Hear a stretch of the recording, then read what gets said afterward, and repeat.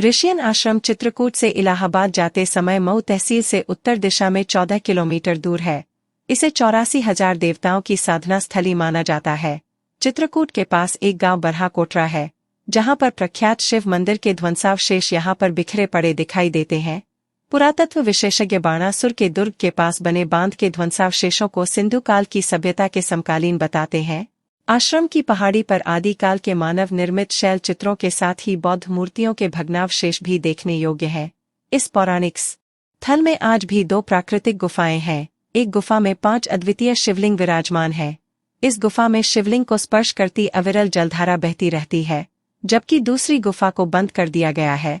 बताते हैं कि ऋषियन में पाताल नरेश बाणासुर के अलावा तमाम ऋषियों ने तपस्या की थी, इसीलिए प्रभु राम वनवास के लिए चित्रकूट जाते समय यहाँ पर रुके थे और ऋषियों का आशीर्वाद लिया था।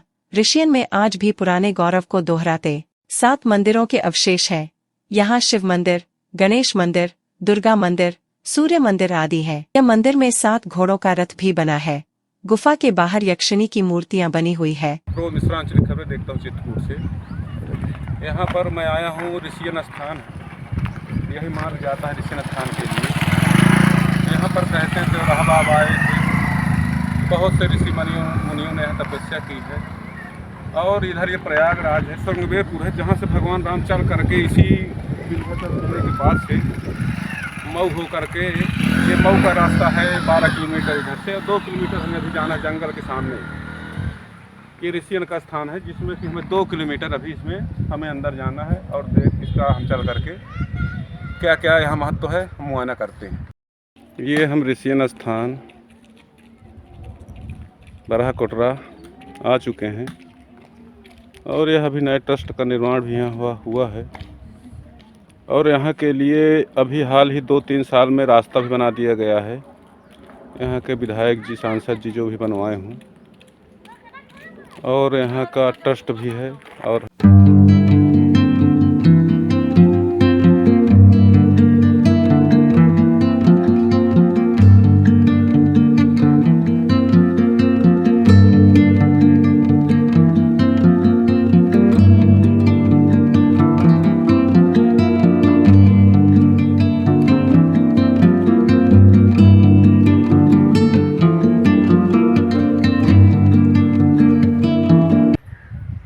कई वर्ष पुराने कलाकृतियाँ इस मंदिर पर अंकित हैं और यहाँ पर कुछ लिखावट भी दर्ज है, जो कि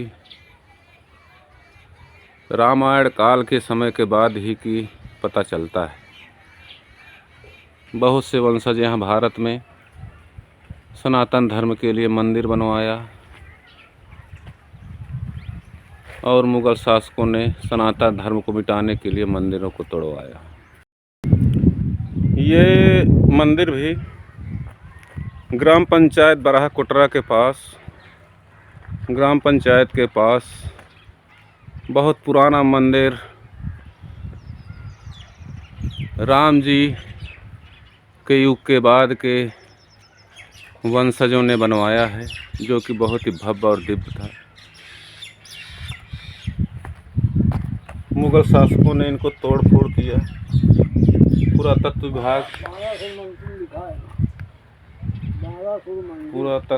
विभाग ने संजोया, लेकिन वजन पत्थरों को भी वो संजो नहीं पा रहा है। ये पुरानी नक्काशी ऋषियन स्थान पे मिलती है, जिसमें मौर्य कालीन, गुप्त कालीन अवशेष मिलते हैं, जो कि 400-500 वर्ष पुराने बताए जा रहे हैं।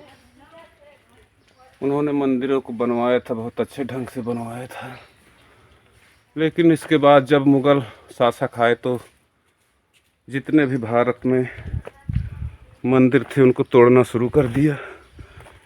इसको मंदिर को बहुत उसमें बना था, इसको तोड़ फोड़ के सब खंभे जो पड़े हैं सब इसको वो कर दिया गया। बहुत सुंदर ढंग से पुराने ज़माने की नक्काशी से ये मंदिर बना था। ये इसमें मंदिर की नक्काशी में एक विशेष कलाकृति है, जिसमें आँख भी बनी है, कान भी बने हैं, माथा भी बना है, गणेश जी जैसे लग रहे हैं कि गणेश जी हमारे ऊपर से नीचे के लिए बैठा ले गए हो। ये देखिए गुप्तकालीन नक्काशी, जो कि मंदिर को बड़े ही सहज ढंग से 400-500 वर्ष पुराने की बात है इस मंदिर को बनाया गया था। भोलेनाथ शिव के भक्त जो पुराने वंशकाल में थे वो बनवाते थे, और बहुत ही दिव्य मंदिर, पुरानी नक्काशी, मौर्यकालीन, चंदेल कालीन दिखती है इसमें। छोटे से लेके बड़े नक्काशी, छोटी छोटी मूर्तियाँ बड़े ढंग से उकेरी गई हैं, जो कि यह हमें एक चिन्ह प्रतीत होता है जो कि पुराने ज़माने के लोगों का एक अवशेष है।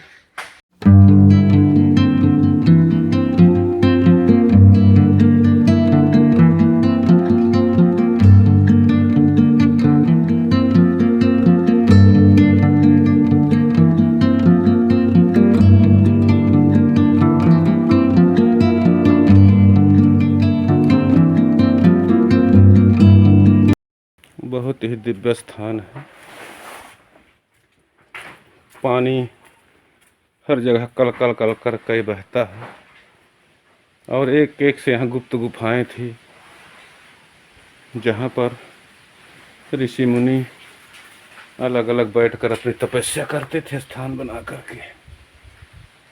ये देखिए बड़ी बड़ी चट्टानों के नीचे बना दिया जाता था, और यह उद्गम स्थान है जो यहाँ का गंगल जल जैसे सरीखे पानी को भेजता है। ये भी गुफा बड़ी लंबी दूर तक गई है। जगह जगह पर शुद्ध जल पानी भरा हुआ है। यहाँ पर शुद्ध जल जो कि भगवान जी को नहलाने के लिए अपने आप आता है। छोटी छोटी जलहरियाँ बना दी गई हैं, और बड़ी बड़ी चट्टानें भगवान की दया से टंगी हैं जो कि आज तक विचलित नहीं हुई हैं। यही है ऋषियन स्थान। इसी चट्टान के नीचे भगवान भोलेनाथ की 7 मूर्ति। ये बहुत ही विशाल गुफा है जो कि ये भी एक बहुत बड़ी चट्टान के नीचे है, और कहते हैं कि यही अदृश्य गुफा है जिसका मार्ग बंद कर दिया गया है। यह गुफा गुप्त थी, इसके अंदर भी ऋषि मुनि तपस्या करते थे, जिसको बाद में बंद कर दिया गया है। यहाँ पर जीव जंतु और चमगादड़ों का खतरा रात को बढ़ जाता है। ये अंदर की गुफा है जो कि एक विशाल चट्टान के नीचे काफ़ी जगह नीचे तक दिख रही। ये है ऋषियन की गुफा। भगवान के लिए अपने आप जल यहाँ चलता रहता है, जलहरियों में भरा है जल। प्रकृति का मनमोहक दृश्य यहाँ पर देखने को मिलता है। हमारे भोले बाबा महाराज दिव्य रूप में विराजमान हैं, जिनका भस्म से आज चढ़ाया गया है। भस्म नंदी है हमारे, बहुत अच्छा हमारा सुंदर। ये हमारे कैमरामैन भी प्रणाम कर रहे हैं भगवान को। ये भी पुराना हमें गुप्तकालीन ही शिवलिंग मिल रहा है, मौर्यकालीन गुप्तकालीन, जो कि 450-500 वर्ष पुराने ही अवशेष हैं। यहाँ पर ऋषि मुनियों ने बहुत अच्छे ढंग से इसको बनाया था। यहाँ पर कई चित्र भी उकेरे गए हैं जो कि लिखावट में समझ में आ रहे हैं। और यहाँ पर प्रकृति का पानी भोलेनाथ के पास शुद्ध आता है। कहते हैं यही पानी जो ले जाता है 10 वर्ष रख दो तो खराब नहीं होता, जो कि गंगा जल के समान, प्रयागराज की गंगा के समान ही यहाँ का जल है, जिसको लोग ले जाते हैं और पीने पर उनको बीमारी में फ़ायदा होता है। मैं प्रमोद मिश्रा यहाँ तक आ चुका हूँ। यही हमारे भोलेनाथ की गुफाओं के अंदर शिव जी विराज हैं, भोलेनाथ जी। ये ऋषियन स्थान यही है। धीरे धीरे यहाँ पर कुछ लोगों ने अनुदान दिया, बनवाते गए अपना भगवान की भक्ति में। लेकिन पुराने चीज़ की धरोहर को पुरातत्व विभाग ने जो संभाला है, ये देखिए चंदेर कालीन, मौर्य कालीन, गुप्त कालीन कलाकृतियाँ हैं। यहाँ पर 200 साल मुगलों ने राज किया और 250 साल अंग्रेज़ों ने राज किया। इसके बावजूद भी हमारे कुछ भगवान के अवशेष हैं जो कि पुरातत्व ने क्या संभाला है, अवशेष बचे हैं। पुरातत्व आज का वो कोई है क्या यहाँ? अपनी कृपा से भगवान बचाए हुए हैं। गलत खबर ना सही करिए। इसके बाद हम चलते हैं आगे, भोलेनाथ का देखेंगे। यह ऋषियन ट्रस्ट के सौजन्य से ऋषियन ट्रस्ट बन चुका है। इसके पहले जो देख रेख करता रहा हो हम नहीं जानते हैं, लेकिन इसका अब ऋषियन ट्रस्ट इसकी देखभाल कर रहा है। पुरातत्व विभाग, हम उसकी बराहा गांव में एक मंदिर बना, हम उसकी बात कर रहे हैं, जहां हम अभी जाएंगे। पुरातत्व विभाग उदेवल वाले जो मंदिर है उसमें जाएंगे, उसकी बात हम कर रहे हैं। आइए हम चलते हैं, थोड़ा देखेंगे भोलेनाथ का स्थान कहाँ पर है। एक तो ये गुफा है, देखिए, आइए अंदर। ऐसी ऐसी बड़ी गुफाएं हमारे अंदर हैं, जिनके अंदर बहुत से लोग रह सकते हैं चट्टानों के नीचे आराम से। अब चलते हैं भोलेनाथ की गुफा के अंदर, दर्शन करेंगे हमारे भोलेनाथ। चलते हैं आकर के। ये है ऋषियन की दिव्य गुफा, जहाँ पर भोलेनाथ हमारे बड़ी बड़ी विचित्र लीलाओं के साथ विराजमान है। ये सर्वोपरि मूर्ति है। इसके बाद भी यहाँ पर इधर दिखाइए, ये मूर्तियाँ हैं, बहुत अच्छी शोभित है। इसके बावजूद भी वहाँ पर अंदर एक अभी मूर्ति दिख रही है, वो अंदर वो जाइए तो उधर दिखाई, थोड़ा यहाँ चले जाइए, जाहिर की बात, थोड़ा 5 पर रखे बचा के जाना।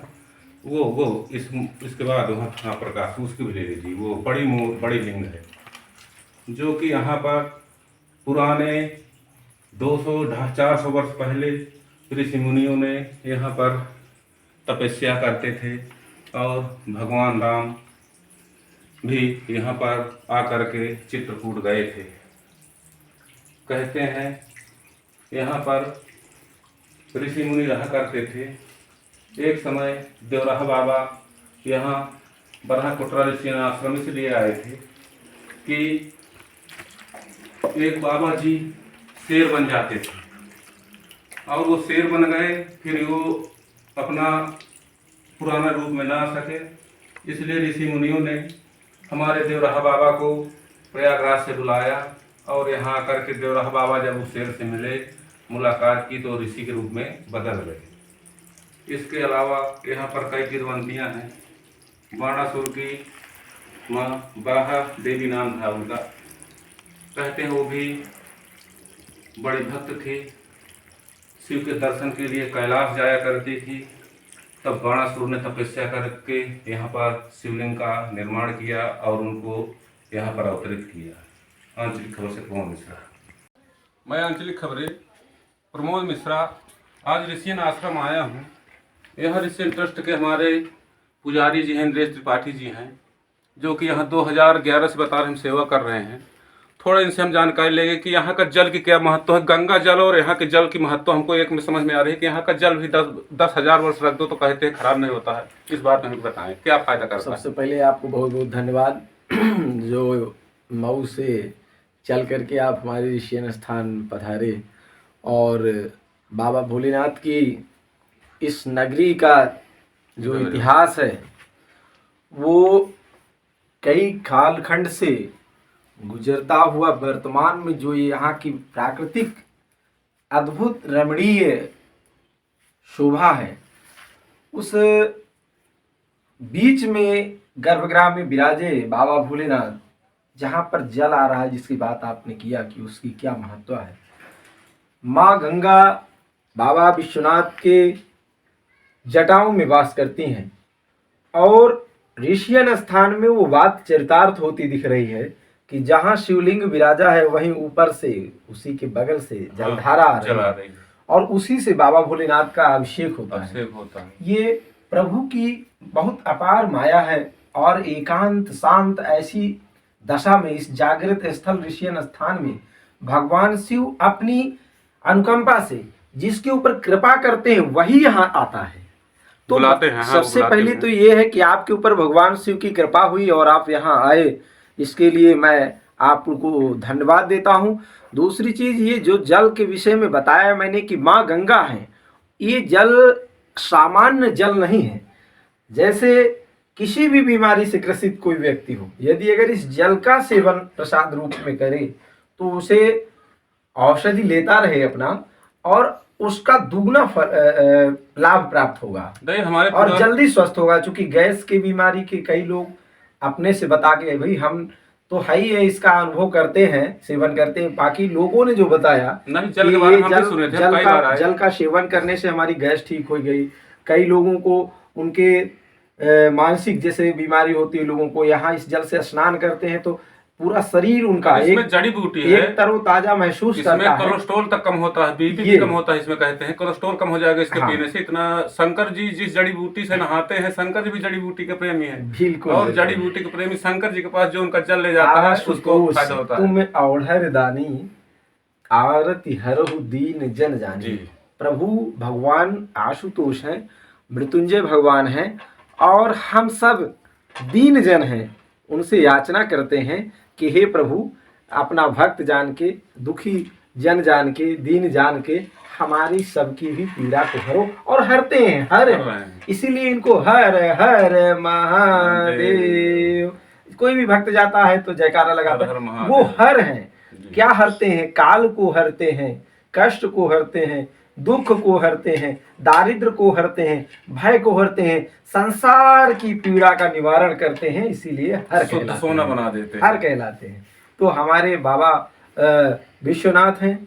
और देखिए, एक सबसे बड़ी बात बता दूं आपको कि जो गर्भगृह में आप प्रवेश किए थे, मैं यहाँ बैठा था, कुछ लोग थे, और वो गर्भगृह सामान्य अनुभूति नहीं कराता है। यदि मनुष्य उसके अंदर प्रवेश करे तो प्रवेश मात्र से ही आपको एक अद्भुत अनुभव होगा। हाँ, हुआ है, होता है। ये महसूस करके आप खुद भी तपस्वी जगह समझ सकते हैं। तो ये जगह, इसीलिए मैं कहता हूँ कि बाबा जिसे बुलाते हैं वही यहाँ आता है। कितना भी सोचे कोई नहीं आ पाता है। तो ऋषियन स्थान में आप इस समय जब यहाँ कवर कर रहे होते हैं तो ये प्रभु की ही लीला है और प्रभु की ही माया है। ऋषिवन, इसका नाम पुराने में ऋषिवन भी कहते हैं कि यहाँ प्रयागराज से आकर के कई ऋषियों ने विंध्याचल में इस स्थान को चुना तपस्या के लिए। यहाँ पर कई ऋषि रहते थे। हम तो नहीं कहते कि 84,000 ऋषियों ने, लेकिन कुछ अच्छे ऋषि देखिए देवराहा बाबा के आने का यहाँ कुछ नहीं, बिल्कुल सत्य है। मैंने जो पूर्वजों से सुना है अपने कि त्रेता में जब भगवान श्री राम, और रामचरितमानस भी इसका प्रमाण देता है कि त्रेता में भगवान श्री राम जब भरद्वाज मुनि के आश्रम पहुंचे, प्रयागराज आए अयोध्या से, तो उन्होंने ही मार्गदर्शन किया था। भरद्वाज जी ने, महाराज मुनिश्रेष्ठ ने कहा कि हे राम, आप कामदगिरि नामक पर्वत, चित्रकूट कामदगिरि बहुत प्राचीन नाम है, आदिकाल का नाम है, आप वहीं जाकर के निवास करेंगे, वो उत्तम स्थान होगा। तो उन्होंने अपने वटुकों को साथ में भेजकर प्रभु के साथ और उनका मार्ग प्रशस्त करवाया था।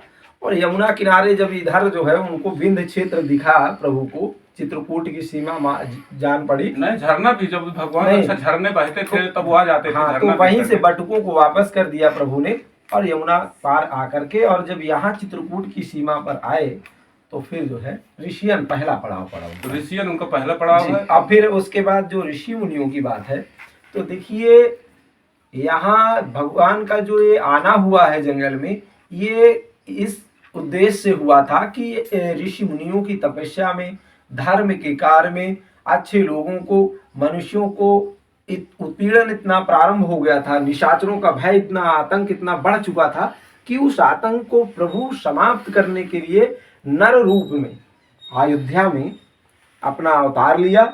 और फिर एक धर्म की स्थापना कैसे हो, सनातन के लिए मनुष्य का जीवन कैसे जिया जाना चाहिए, आदर्श समाज की स्थापना कैसे होना चाहिए, उसको चरितार्थ करने के लिए उन्होंने नर लीला किया है।